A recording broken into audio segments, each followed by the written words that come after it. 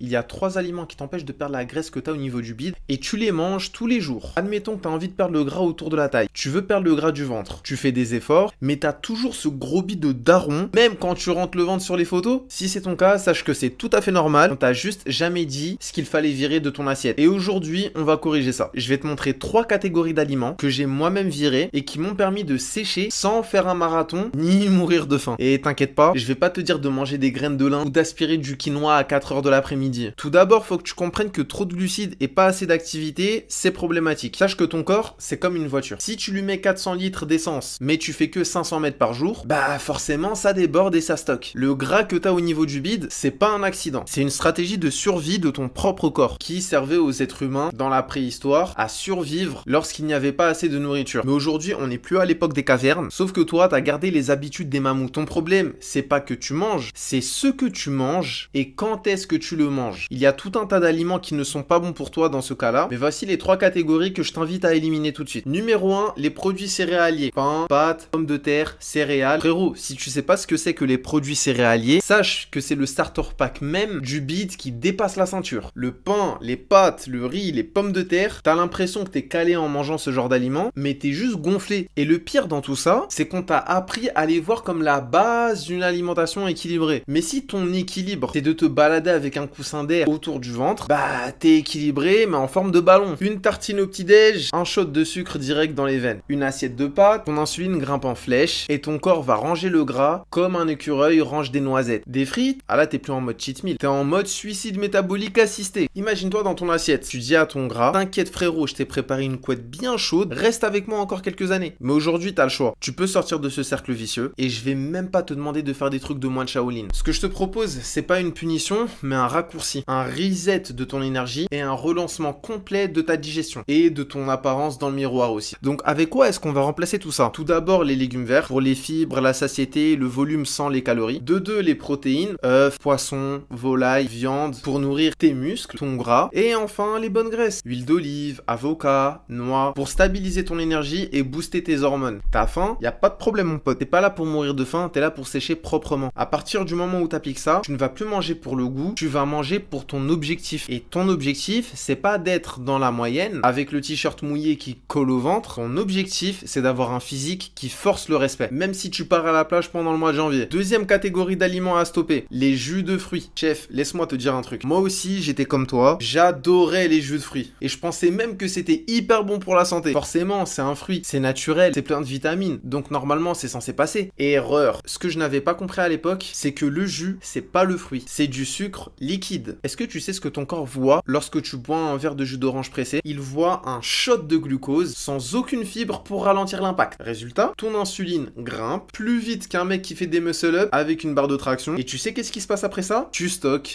ce que t'essayes de perdre. Et t'es limite en train de boire la graisse que t'as envie de sécher. Si tu veux, c'est comme si t'essayais d'éteindre un feu avec de l'essence. Est-ce que tu comprends mieux maintenant? Tu penses peut-être que ton verre de jus d'orange vaut mieux qu'un verre de coca? Mon ami, c'est le même délire métabolique. Sauf que t'as juste une belle étiquette dessus là où c'est écrit naturel. Mais sache une chose, le sucre reste du sucre. Que ça vienne d'un fruit, d'un carré blanc ou d'un petit jus 100% pressé par je ne sais qui, la question que j'ai envie de te poser, c'est qu'est-ce que tu vas faire maintenant? Déjà, si t'es vraiment en manque de jus de fruits, à la limite, presse-le toi-même. Juste, bois-le rarement et jamais au réveil. Parce que c'est là où t'es le plus fragile d'un point de vue métabolique. Pendant toute la nuit, tu n'as pas mangé, c'est le moment idéal pour brûler du gras, et toi, tu sabotes le tout avec un jus de fruits. En fait, c'est comme te raser la tête pour te coiffer après. Sinon, l'eau, ça existe, hein. Et si jamais tu veux mettre un petit peu de goût, tu peux mettre soit des feuilles de menthe avec, du citron, ou mélanger ça avec du gingembre aussi, c'est très bon pour la testostérone. Mais arrête de boire des choses qui vont t'engraisser en espérant que ton bide va s'évaporer. Et numéro 3, là je pense que c'est celui qui va le plus te choquer, et ça va être les fruits. Attention, hein, pas n'importe lesquels, les fruits à indice glycémique élevé, si ils sont mal utilisés bien évidemment. Alors écoute-moi bien, je vais pas te dire de virer les fruits comme un psychopathe, en mode j'ai supprimé la banane, j'ai banni la pomme, j'ai brûlé les raisins secs au chalumeau. Non, tu vas te calmer tout de suite Dexter. Les fruits c'est pas le problème, mais c'est plutôt quand tu les manges et lesquels est-ce que tu vas manger. Parce qu'un fruit c'est pas innocent, hein. C'est du carburant, et si tu le lances dans ton système digestif au mauvais moment, devine quoi? Tu vas le stocker, tu vas le convertir en gras, et ton six-pack va te dire bye bye mon pote. Si tu prends une petite banane à 22 h devant Netflix en te disant que tu vas couper couper ta faim de manière saine, t'as juste lancé une alerte rouge dans ton pancréas, mon pote. Ton insuline va monter pendant que toi, tu descends sous la couette. Mauvais bail. Par contre, si tu prends des fruits rouges juste après ton entraînement, ça c'est bien. À ce moment précis, ton corps sera en demande d'énergie. Il cherchera le sucre. Et en prenant un ou plusieurs fruits rouges, tu vas lui donner un fruit à indice glycémique bas. Du coup, il va l'utiliser direct. Pas de stockage, pas de sabotage. Maintenant, la question à se poser, c'est quoi les bons fruits en fait? Alors, j'ai pas la prétention de te dire qu'il y a de meilleurs fruits que d'autres. Tout dépend du cas de chacun. Mais en ce qui concerne la perte de poids, il vaudrait mieux privilégier les fruits avec un indice glycémique bas, comme les fraises, les myrtilles, les mûres, groseilles, kiwi, pastèque, orange ou pamplemousse et les fruits les plus juteux de préférence. Par contre, si un jour tu veux une banane ou quelque chose de plus sucré comme la mangue, du raisin ou un abricot, prends-le autour de ton entraînement, soit juste avant ou alors juste après. Pas en regardant un match de foot ou devant Top Chef. Retiens juste une chose, un fruit c'est pas une décoration dans ton assiette, c'est du carburant. Et comme tout carburant, si t'as pas le moteur qui tourne derrière, tu fais que remplir le réservoir pour rien. Tu veux sécher, alors chaque bouchée compte, même une framboise. Conclusion, t'as pas besoin d'une diète de moine tibétain, t'as juste besoin de clarté et de cohérence. De 1, tu vires les céréales industrielles, de 2, tu coupes les jus de fruits, et de 3, tu vas choisir tes fruits comme tu choisis tes potes, en évitant de prendre ceux qui te ralentissent. Et si t'as besoin d'un vrai plan clair pour perdre le gras du bide et te construire un corps sec et bestial, sans aller en salle de muscu, j'ai quelque chose pour toi. Chaque mois, j'accompagne entre 5 et 10 hommes pour obtenir un physique athlétique en 90 jours sans dépendre de matériel. On travaille ensemble pour brûler les graisses tenaces, construire du muscle sec et développer une discipline de lion. Ce que je te propose aujourd'hui, c'est un appel offert